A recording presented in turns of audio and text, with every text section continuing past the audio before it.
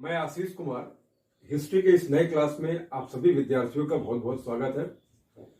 हमने last class में Maurya dynasty start किया था और इस मौर्य डायनेस्टी में हमने चंद्रगुप्त मौर्य के विषय में डिस्कस किया था और ये बताया था कि मौर्य डायनेस्टी का एस्टेब्लिशमेंट किस तरीके से हुआ था और कौटिल्य का क्या कंट्रीब्यूशन है। चंद्रगुप्त मौर्य की जो डेथ हुई थी वो संलेखना विधि से हुई थी।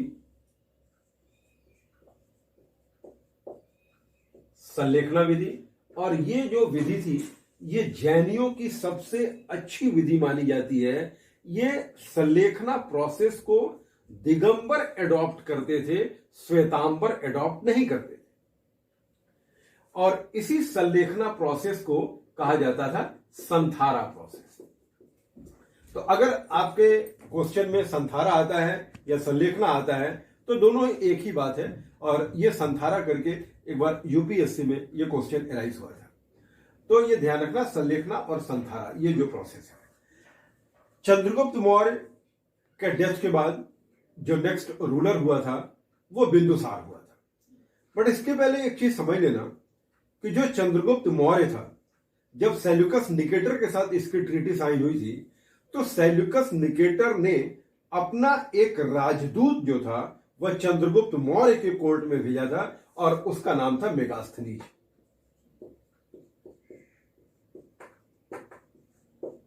तो चंद्रगुप्त मौर्य के कोर्ट में सबसे पहला जो राजदूत आया उसका नाम था मेगास्थनीज। और पूरे इंडियन एंशिएंट हिस्ट्री में who was the first ambassador who came in India, तो यह ध्यान रखना कि वो नाम क्या आएगा, वो मेगास्थनीज आएगा। मेगास्थनीज ने एक बुक लिखी थी जिसका नाम है इंडिका।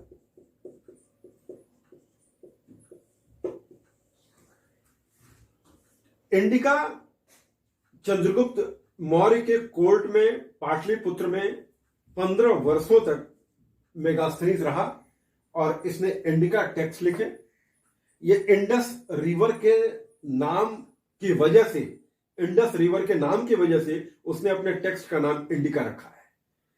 तो मेगास्थनीज ने इंडिका टेक्स्ट लिखा था और ये इंडिका जो एक, अब देखिए मौर्यन डायनेस्टी के जब एडमिनिस्ट्रेटिव स्टडी को हम लोग डिस्कस करते हैं तो दो इंपॉर्टेंट सोर्स हुए, पहला इंडिका और दूसरा कौटिल्य का अर्थशास्त्र। अब कौटिल्य के अर्थशास्त्र में यह ध्यान रखना कि कहीं पर भी चंद्रगुप्त मौर्य का नाम तक मेंशन नहीं है, और इस कौटिल्य के अर्थशास्त्र में यह बात डिस्कस नहीं है कि पाटलिपुत्र का एडमिनिस्ट्रेशन किस तरीके से चलता था। जब हम लोग चंद्रगुप्त मौर्य के नाम और पाटलिपुत्र के एडमिनिस्ट्रेशन की बात करेंगे तो उसके लिए एकमात्र सोर्स कौन सा है, तो वह मेगास्थनीज का इंडिका है। दूसरी बात, दोनों सोर्स में और क्या डिफरेंस है, तो कौटिल्य के अर्थशास्त्र की जब हम बात करते हैं तो कौटिल्य के अर्थशास्त्र में सोसाइटी का जो डिवीजन बताया गया है वह सोसाइटी का डिवीजन किस बेसिस पर बताया गया, तो वह बर्थ के बेसिस पर बताया गया। सोसाइटी 4 पार्ट में डिवाइड थी, पहला ब्राह्मण, दूसरा क्षत्रिय, तीसरा वैश्य और चौथा शूद्र। ब्राह्मण, क्षत्रिय, वैश्य एंड शूद्र, ये सोसाइटी का 4 पार्ट में डिवीजन था। और उसमें यह बताया गया कि शूद्र की 9 कैटेगरी थी। लेकिन जब हम लोग मेगास्थनीज के इंडिका की बात करते हैं तो मेगास्थनीज के इंडिका में यह बताया गया कि सोसाइटी का जो डिवीजन है on the basis of work है। इसमें वर्क के बेसिस पर सोसाइटी का डिवीजन है, और यह सोसाइटी जो थी वह कितने पार्ट में डिवाइड है, तो 7 पार्ट। फर्स्ट क्या था, दार्शनिक। सेकंड, किसान, अहिर, कारीगर, योद्धा, निरीक्षक और मंत्री। यह सोसाइटी का डिवीजन है। तो अब एक ही टाइम पीरियड की 2 बातें हो गई। अब इसमें जरा देखो, इसमें हमने बात किया शूद्र की, और शूद्र की 9 कैटेगरी की हमने बात करी। लेकिन जब मेगास्थनीज के इंडिका की बात करेंगे तो इसमें कहीं पर भी शूद्र की बात नहीं करेगी। दूसरी बात, कौटिल्य के अर्थशास्त्र में यह कहीं डिस्कस नहीं है कि यहां पर फेमाइन भी आते थे, अकाल आते थे, लेकिन मेगास्थनीज के इंडिका में अकाल की बात करी गई। तो these are the basic difference between the Indica and the Kautilya Arthashastra. इसमें कौटिल्य के अर्थशास्त्र में चंद्रगुप्त मौर्य का नाम मेंशन नहीं है। इसमें कौटिल्य के अर्थशास्त्र में कौटिल्य ने बताया कि जिस तरीके से महाभारत के युद्ध में श्री कृष्ण ने अर्जुन को टाइम टू टाइम एडवाइस दिया है, उसी तरीके से मेरा क्या काम है, मैं कौटिल्य मैं क्या करता हूं, तो मैं रूलर को टाइम टू टाइम एडवाइस करता हूं। इसमें यह नहीं बताया गया कि पाटलिपुत्र का एडमिनिस्ट्रेशन कैसे चलता था। इसमें यह बताया गया है कि हां, जो कैपिटल होते थे उसके एडमिनिस्ट्रेशन किस तरीके से होने चाहिए। तो ये बेसिक डिफरेंस कौटिल्य के अर्थशास्त्र और इसमें है। अब हम लोग आगे बात करते हैं। तो चंद्रगुप्त मौर्य की जब डेथ हुई तो चंद्रगुप्त मौर्य के डेथ के बाद बिंदुसार रूलर हुआ। तो यह ध्यान रखिएगा, नेक्स्ट जो रूलर हुआ वह बिंदुसार की हम लोग बात करते हैं।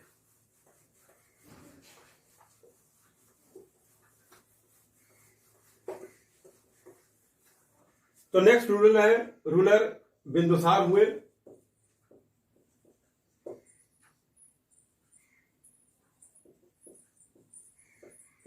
इसके नाम के पीछे ये एक कहानी है कि उसके चेहरे पर एक कट का निशान है, एक बिंदु है, इसकी वजह से इसका नाम बिंदुसार था।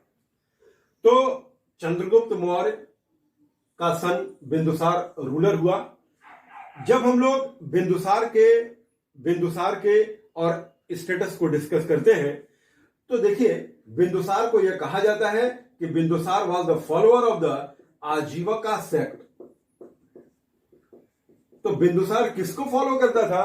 तो वह एक संप्रदाय को फॉलो करता था, वह एक सेक्ट को फॉलो करता था। और वो सेक्ट कौन सा था? तो वह आजीवक सेक्ट है।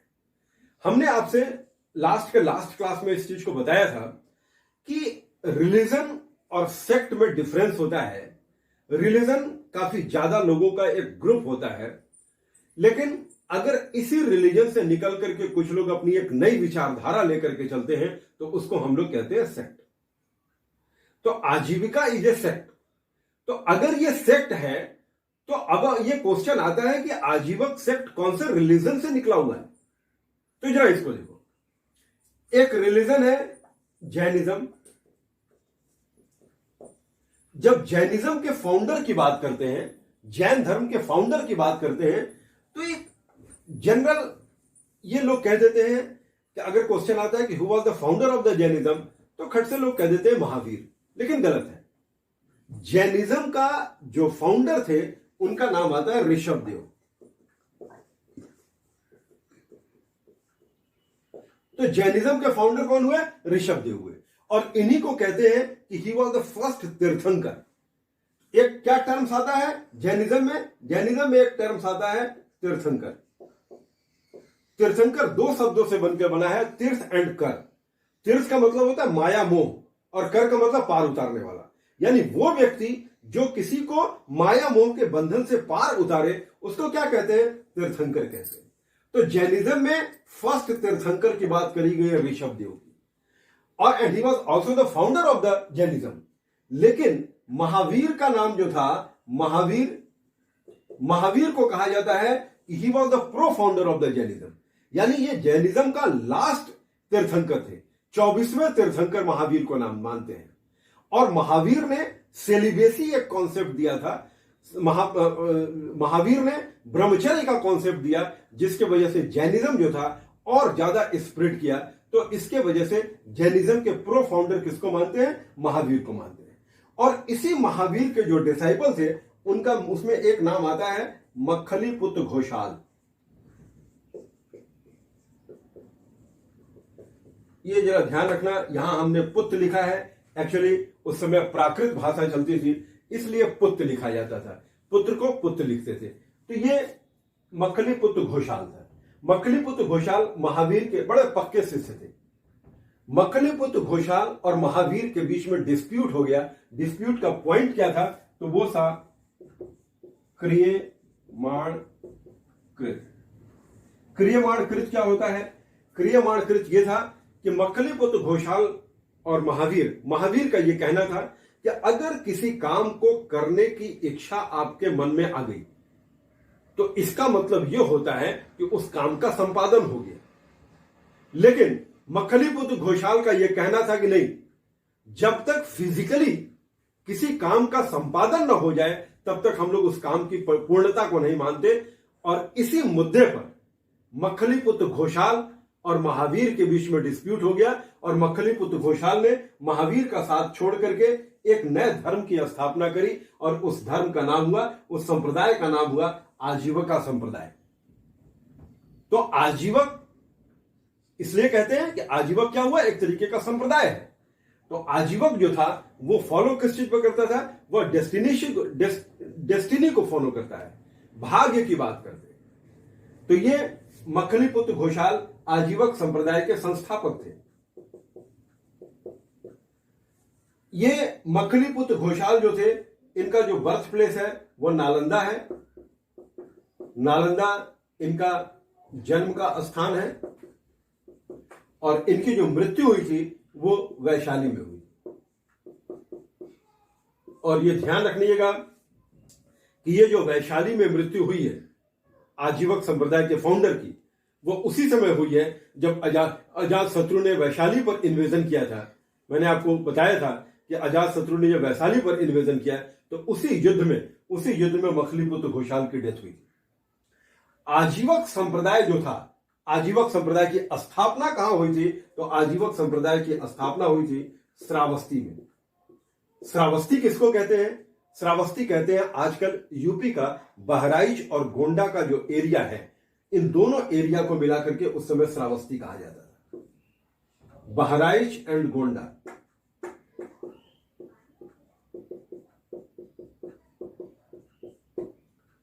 तो इस जगह पे श्रावस्ती में मक्खलीपुत्र घोषाल ने आजीवक संप्रदाय की स्थापना की। नालंदा इनका जन्म स्थान है, वैशाली में इनकी डेथ हुई थी। और आजीवक संप्रदाय का एक टीचर जो कि बिंदुसार के कोर्ट में रहता था, उसका नाम था पिंगल वत्स।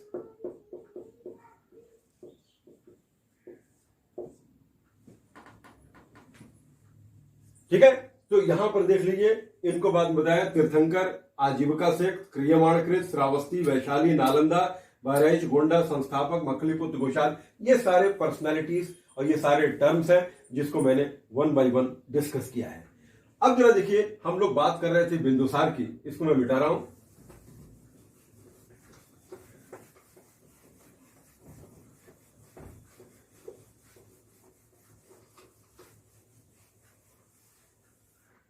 बिंदुसार जो रूलर था उसके समय में भी राजदूत आते रहे। तो जरा देखिए कहां कहां से राजदूत आते रहे, इनको जरा देखिए।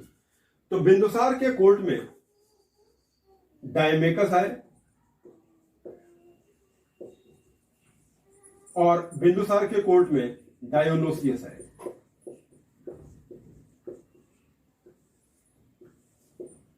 डायमेकस जो था वो एंटियोकस I के कोर्ट से आए थे और डायोनोसियस जो था वो इजिप्ट के रूलर से टॉलमी II फिलाडेल्फस।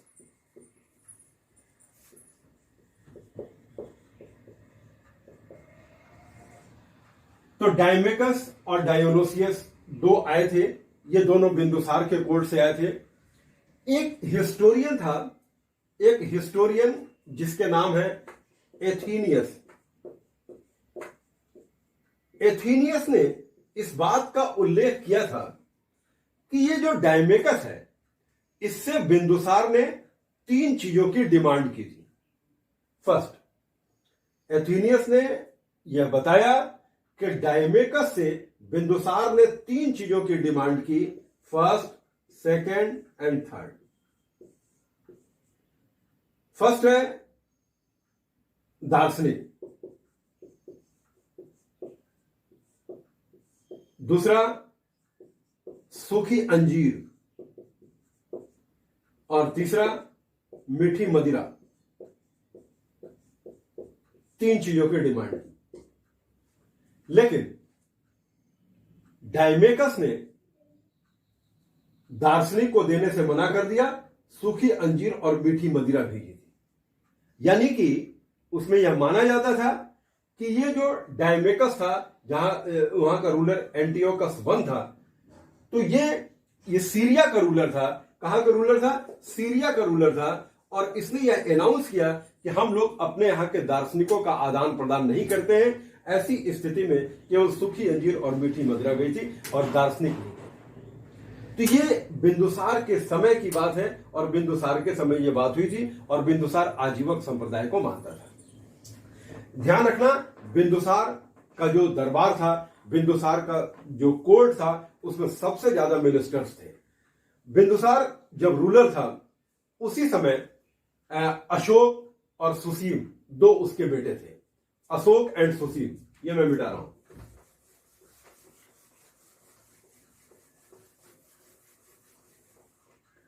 बिंदुसार के 2 बेटे थे,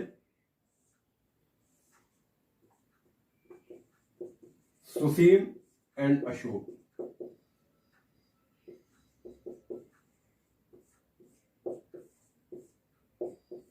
सुसीम का ही बेटा था निग्रोध, और इसी से रिलेटेड एक पर्सनालिटी है पिंडोला भारद्वाज।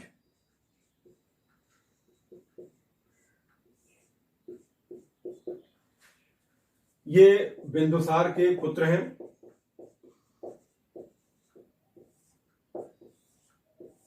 ये ध्यान रखिएगा, जब बिंदुसार रूलर थे तो इसके तक्षशिला प्रदेश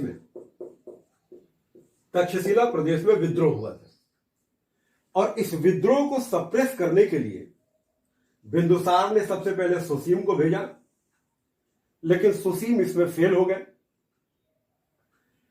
फिर बिंदुसार ने अपने दूसरे बेटे अशोक को भेजा था तक्षशिला प्रदेश में विद्रोह को शांत करने के लिए, और अशोक ने इस विद्रोह को शांत कर दिया।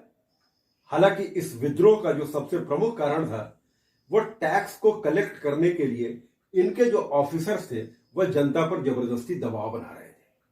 तो यह विद्रोह का कारण था, और इस विद्रोह को शांत कर दिया किसने? अशोक ने। और फिर बिंदुसार ने अशोक को अपना सक्सेसर अपॉइंट किया। हालांकि उसके पहले भी ये बिंदुसार के कोर्ट में जो आजीवक संप्रदाय का एक टीचर पिंगल वत्स रहते थे, पिंगल वत्स बिंदुसार के कोर्ट में आजीवक संप्रदाय का एक टीचर था। यह बहुत बड़े भविष्यवक्ता भी थे, और इन्होंने यह अनाउंस कर दिया था कि अशोक बिंदुसार के बाद उत्तराधिकारी होगा, और तो अशोक फिर जाकर के उत्तराधिकारी बने थे। यहां पर देख लीजिए, मैंने एक नाम लिखा था निग्रोध। निग्रोध सुसीम का बेटा था जो कि बौद्ध भिक्षु बन गया था, और निग्रोध को बौद्ध धर्म में दीक्षित करने वाला जो पर्सनैलिटी थे उसका नाम था पिंडोला भारद्वाज। तो खैर, निग्रोध बौद्ध भिक्षु हुए।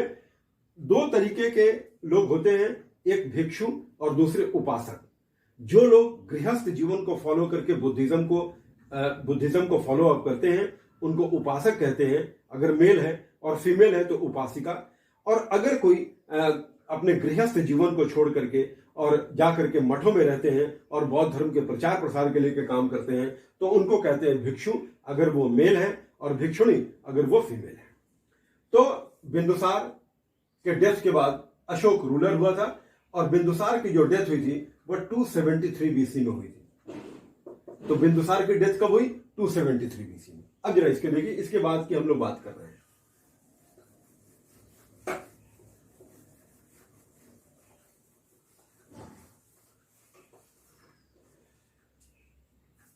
नेक्स्ट जो रूलर हुआ था वो अशोक थे। अशोक का जो टाइम पीरियड है वो 273 बीसी है। 273 बीसी में बिंदुसार की डेथ हुई थी, और 273 बीसी में बिंदुसार ने यह डिसाइड कर लिया था, हालांकि उसके पहले, कि अशोक सक्सेसर होगा। तो अशोक का जो कोरोनेशन हुआ था, अशोक का जो राज्यारोहण हुआ, वह आपका 269 बीसी में हुआ। यह अशोक के राज्यारोहण का टाइम पीरियड है। अब 273 से 269 बीसी, ये 4 साल का समय है। अब कुछ इतिहासकारों का यह मानना है कि ये 4 साल में अशोक ने अपने जो उनके कॉम्पिटिटर्स थे उस राजगद्दी के लिए, उसने उनकी हत्या करी थी।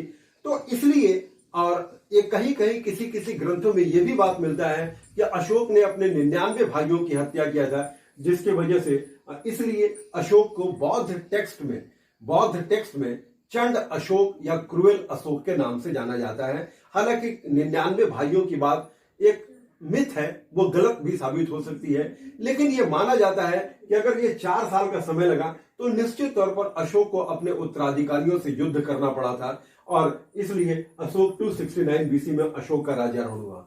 तो अशोक का जो टाइम पीरियड है वह 269 बीसी टू 237 बीसी है। ये टाइम पीरियड है अशोक का, और फिर अशोक का राज्यारोहण हुआ था। अब अशोक के विषय में जानकारी का जो सबसे इंपॉर्टेंट सोर्स है वह आपका अभिलेख है। जब हम लोग अभिलेख की बात करते हैं तो यहां पर हम केवल आपको यह बता दें कि अभिलेख की भाषा और अभिलेख की लिपि क्या थी। तो अभिलेख की जब हम लोग भाषा की बात करते हैं तो अशोक के अभिलेख की भाषा केवल और केवल प्राकृत है, यह ध्यान रखना। और अशोक के अभिलेख की जब लिपि की बात करते हैं तो लिपि ब्राह्मी, खरोष्ठी, आरामाइक और यूनानी, ये 4 है।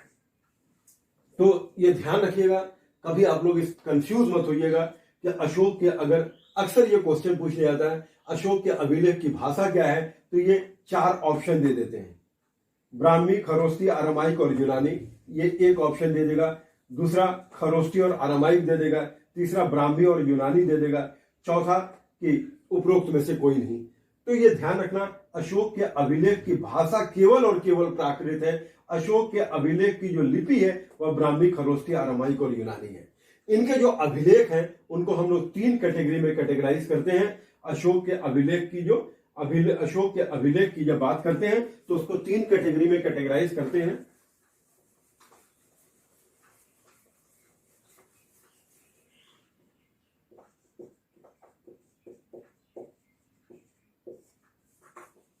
पहला शिलालेख,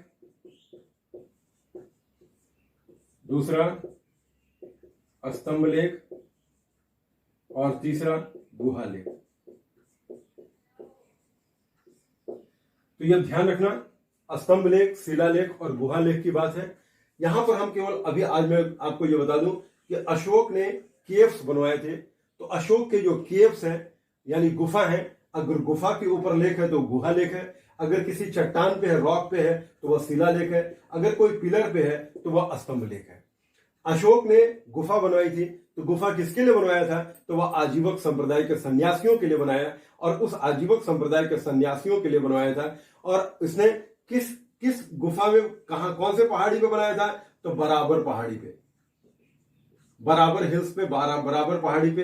ये कौन सी जगह पे है, तो ये मगध में है। तो अशोक ने गुफाएं बनवाई और गुफाओं के ऊपर उसने जो लेख लिखवाए तो वो गुहा लेख है, और शिला के ऊपर है तो शिला लेख है, स्तंभ के ऊपर है तो स्तंभ लेख है।